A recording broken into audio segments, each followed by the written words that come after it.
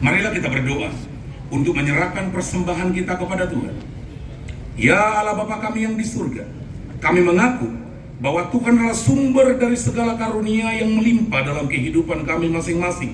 Kan untuk pekerjaan dan pelayanan kerajaan Tuhan di dunia ini. Bukalah hati kami untuk mengenal betapa banyaknya berkat dan karunia yang kami peroleh dari Tuhan, supaya kami senantiasa bersyukur kepadamu, kami yang secukupnya.